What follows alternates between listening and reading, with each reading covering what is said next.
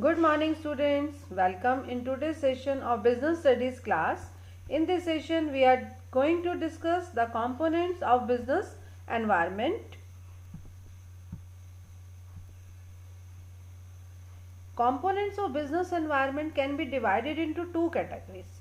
First one is internal environment and second one is external environment. External environment further divided into two categories, micro environment and macro environment. Very first we are going to discuss the meaning of internal environment and external environment. Internal environment, it refers to all those factors which influence the business, present within the business and are under control of business. Internal environment business का बेटा ऐसा environment है जो पूरी तरह से business के control में होता है. बिजनेसमैन का उन सब फैक्टर्स के ऊपर पूरा कंट्रोल होता है और वो बिजनेस को इफेक्ट करते हैं, तो बिजनेसमैन उन्हें अपने अकॉर्डिंग जो है एडजस्ट करता है कि वो बिजनेस के ऊपर नेगेटिव इम्पैक्ट नहीं डाले. Next is external environment. It refers to all those factors which influence the business, present outside the business. Business के ऊपर इफेक्ट डालते हैं बट बिजनेस में प्रेजेंट नहीं होते, बिजनेस के आउटसाइड बाहर प्रेजेंट होते हैं and are out of control of the business. और सबसे इंपॉर्टेंट बात कि जिस पर बिजनेसमैन का कोई कंट्रोल नहीं होता. तो फाइनली स्टूडेंट्स, इंटरनल एनवायरनमेंट वो एनवायरनमेंट है जो बिजनेस पर इम्पैक्ट डाल रहा है लेकिन बिजनेसमैन के कंट्रोल में है. जैसे नेगेटिव इम्पैक्ट स्टार्ट होता है, बिजनेसमैन फटाफट से वेरियस स्ट्रेटजीज प्लानिंग्स यूज करता है और उन सब फैक्टर्स को अपने कंट्रोल में कर लेता है. और एक्सटर्नल एनवायरनमेंट ऐसा एनवायरनमेंट है जिस एनवायरनमेंट पर बिजनेसमैन का कंट्रोल नहीं होता, वो चाहते हुए भी उसके नेगेटिव इम्पैक्ट्स को जो है पॉजिटिव में चेंज नहीं कर सकता. एफर्ट ज़रूर करता है कि उसके जो नेगेटिव इम्पैक्ट्स आ रहे हैं उनका जो परसेंटेज है उसको कम करने की कोशिश वो ज़रूर करता है, लेकिन वो उनके पूरी तरह से उन्हें जो है वो इग्नोर नहीं कर सकता, उन्हें ख़त्म नहीं कर सकता.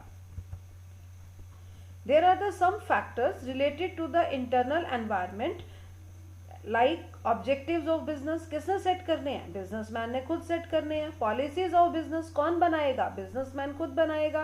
प्रोडक्शन मेथड्स कौन से लेने हैं? मैनुअली लेने हैं, मशीन से प्रोडक्शन करना है, लेबर से करना है, किस तरह से प्रोडक्शन करना है, टेक्नोलॉजी क्या यूज करनी है, कौन सेट करेगा? बिजनेसमैन खुद सेट करेगा. प्रोडक्शन की कैपेसिटी मिडिल, लार्ज, लो क्या रखना है, सब सेटिंग किसने करनी है? बिजनेसमैन ने खुद करनी है. मैनेजरियल एटीट्यूड क्या रहेगा, ऑर्गेनाइजेशनल स्ट्रक्चर कौन सा ऑप्ट करना है, फंक्शनल स्ट्रक्चर, डिविजनल स्ट्रक्चर, ठीक है, line and staff organisation setup लगाना है. ठीक है, तो इस तरह से बहुत सारे फैक्टर्स ऐसे हैं जो इंटरनल नेचर के हैं जिन पर बिजनेसमैन का कंट्रोल होता है.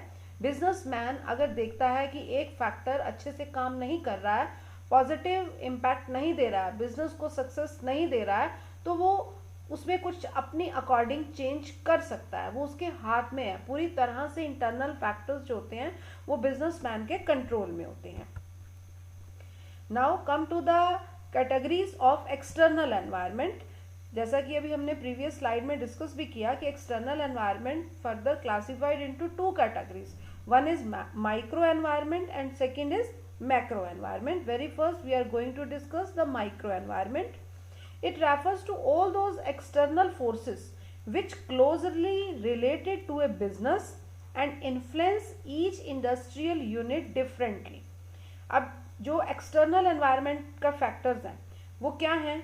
बिजनेसमैन के कंट्रोल में नहीं है, बिजनेस के ऊपर इम्पैक्ट डालते हैं, आउटसाइड द बिजनेस होते हैं और बिजनेसमैन के कंट्रोल में नहीं होते हैं. ठीक है, तो उसी में ये कैटेगरी आती है माइक्रो एनवायरनमेंट की कि बिजनेस के ऊपर इनकी जो एक्सटर्नल फोर्सेस हैं इनका इन्फ्लुएंस पड़ता है, इफेक्ट पड़ता है, लेकिन वो हर बिजनेस यूनिट को अलग अलग तरीके से इफेक्ट डालते हैं. ठीक है, एग्जांपल से हम क्लियर करते जाएंगे जो माइक्रो एनवायरनमेंट के कंपोनेंट्स हैं. ठीक है, फर्स्ट कंपोनेंट है उसका कस्टमर. अब सभी इंडस्ट्रीज के कस्टमर्स क्या होते हैं? अलग अलग तरह के होते हैं. अब अगर आपकी इंडस्ट्री के कस्टमर नंबर ऑफ हैं, लार्ज नंबर ऑफ कस्टमर्स हैं आपके, ठीक है। तो उसमें से एक पोर्शन जो है कस्टमर का आपको छोड़ देता है, यानी कि 100 या 200 कस्टमर्स आपको छोड़कर चले जाते हैं, तो आपकी बिजनेस ऑर्गेनाइजेशन पर कोई इम्पैक्ट नहीं पड़ने वाला, और आ जाएंगे कस्टमर्स, न्यू कस्टमर्स बन जाएंगे आपके। ठीक है। अगर आपका कोई कस्टमर ही एक है, आप कोई ऐसे एक प्रोडक्ट को प्रोड्यूस कर रहे हो जिस प्रोडक्ट को सिर्फ और सिर्फ आपसे गवर्नमेंट परचेज करती है, और अब अगर आपके गवर्नमेंट के साथ रिलेशंस अनहेल्दी हो जाते हैं तो गवर्नमेंट आपके प्रोडक्ट को परचेज करना बंद कर देगी, और फाइनली आपका बिजनेस क्या हो जाएगा, वाइंड अप हो जाएगा। तो डिपेंड करता है कि आपकी इंडस्ट्री के कस्टमर कितने हैं, किस नेचर के हैं। नेक्स्ट इज सप्लायर, सेम वैसा ही एग्जाम्पल रहेगा कि अगर आपका जो सप्लायर है, ठीक है, वो ओनली एंड ओनली वन है, तो आप अपने रिलेशन उसके साथ खराब नहीं कर सकते। अगर आपने अपने सप्लायर के साथ रिलेशन खराब कर लिए तो आपकी बिजनेस ऑर्गेनाइजेशन को क्या होना पड़ेगा, बंद होना पड़ेगा, क्योंकि सप्लायर ही नहीं है, यानी कि रॉ मटेरियल ही नहीं आ रहा, तो आपकी इंडस्ट्री तो क्या हो जाएगी, बंद हो जाएगी। अगर आपके इंडस्ट्री के नंबर ऑफ सप्लायर्स हैं, रॉ मटेरियल सप्लाई करने वाली एक नहीं, थाउजेंड्स ऑफ ऑर्गेनाइजेशंस हैं, ठीक है, तो अगर एक के साथ आपके रिलेशंस खराब हो जाते हैं, अनहेल्दी हो गए हैं, तो कोई बात नहीं, आप किसी दूसरे के साथ भी क्या कर सकते हो, एग्रीमेंट कर सकते हो।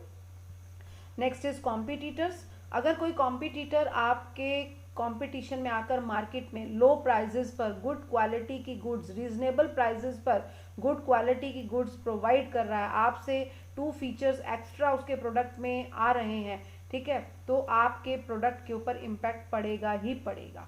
ठीक है। अगर आपका कोई कॉम्पिटिटर ही नहीं है, आप ऐसा प्रोडक्ट मार्केट में उतार रहे हो, ठीक है, जिसके सेलर आप अकेले ही हो, सोलो सेलर हो आप, ठीक है, तो आपके प्रोडक्ट के ऊपर, आपकी इंडस्ट्री के ऊपर कोई इम्पैक्ट पड़ने वाला नहीं है।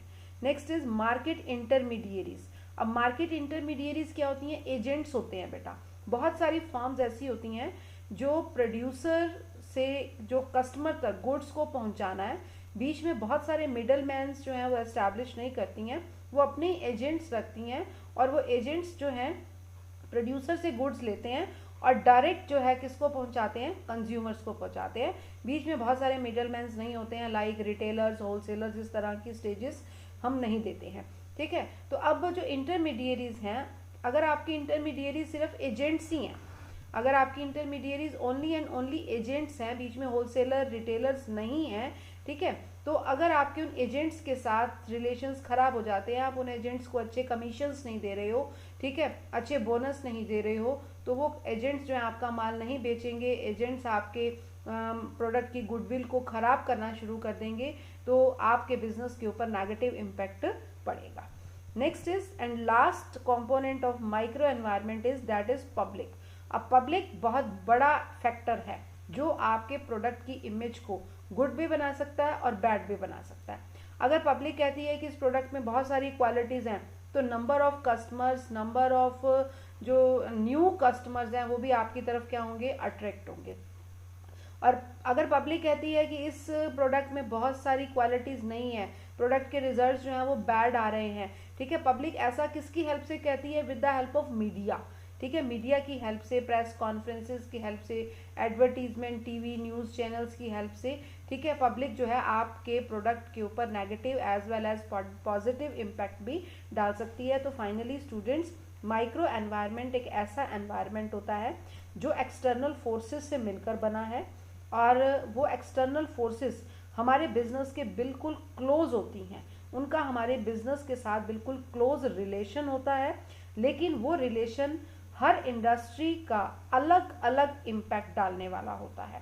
ठीक है, जैसा कि हमने किया कि अगर एक सप्लायर है तो अगर आप उसके साथ रिलेशन अनहेल्दी कर लेते हो तो आपका बिजनेस वाइंड अप हो जाएगा।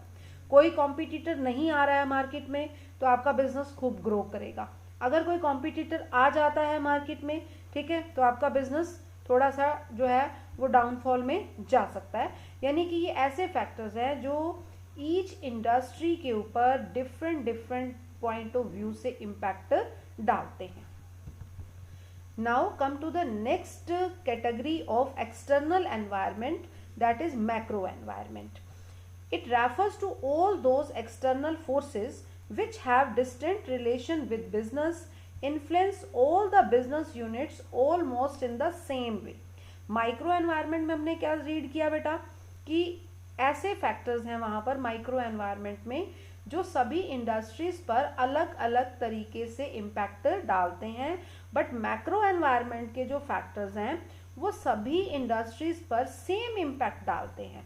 यानी कि मैक्रो एनवायरनमेंट में अगर कुछ चेंज होता है, ठीक है, तो उसका इम्पैक्ट सभी इंडस्ट्रीज पर, उस तरह की जो सेम नेचर की इंडस्ट्रीज हैं, ठीक है, सेम नेचर की बिजनेस ऑर्गेनाइजेशंस हैं, उन पर सभी बिजनेस यूनिट्स पर सेम इम्पैक्ट पड़ेगा, डिफरेंट डिफरेंट इम्पैक्ट नहीं पड़ेगा। ठीक है, माइक्रो एनवायरनमेंट के जो फैक्टर्स थे वो क्लोज होते हैं बिजनेस के बिल्कुल, लेकिन जो मैक्रो एनवायरनमेंट के फैक्टर्स हैं उनकी बिजनेस के साथ डिस्टेंट रिलेशनशिप होती है, यानी कि थोड़ा सा गैप होता है, बहुत जल्दी इम्पैक्ट नहीं डालते हैं वो।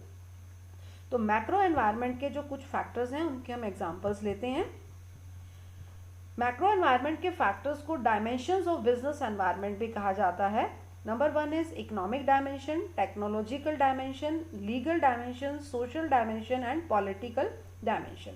These dimensions of business environment are very important from the examination point of view, and it will be discussed in the next lecture. Thanks and have a nice day.